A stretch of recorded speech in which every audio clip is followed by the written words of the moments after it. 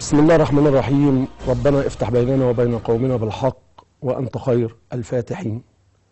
مشاهدينا الكرام، أهلا بكم في برنامجكم وبرنامجي الجريء. كل يوم بنشوف أحداث جديدة وبنسمع عن أحداث جديدة، لكن الأحداث اللي حصلت للأسف محزنة.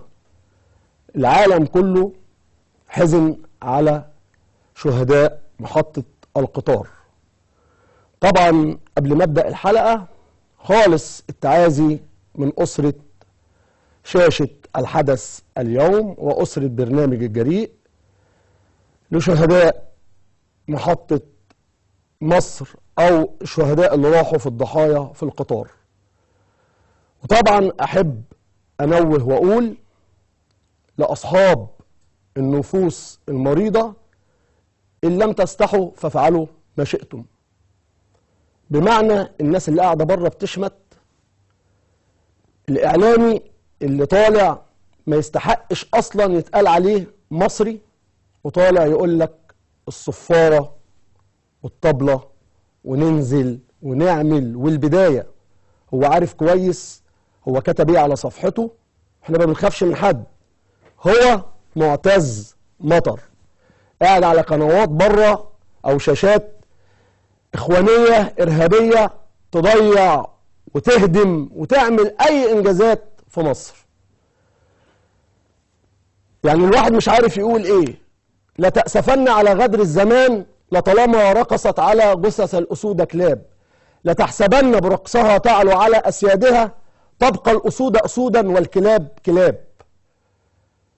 اللي انتم عاوزين تعملوه اعملوه، واللي انتوا عاوزين تطلعوا وتقولوا صفاره والبدايه وافتحوا النار على مصر، عمر مصر ما هتتهزم. مصر فيها رئيس محترم وفيها جيش وفيها قوات شرطه وفيها يعني قيادات سياديه محترمين. ومصر ذكرت في القرآن في رباط ليوم الدين. عمر مصر ما هتتهزم. شويه خونة قاعدين بره من أجل الدولارات والمادة شغالين هدم، ولا مشروع عجبهم ولا افتتاحات عجباهم ولا أي حاجة عجباهم.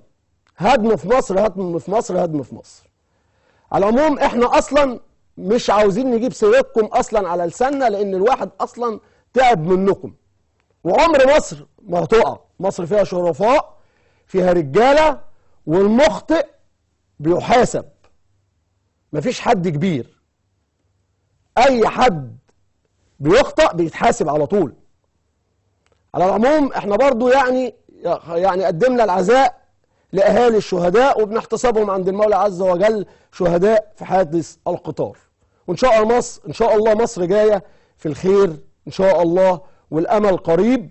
وعمر مصر ما هتتهدم على ايد الخونه بره. يا ريت بقى يعني فريق الكنترول كده يعني يطلعني لتقرير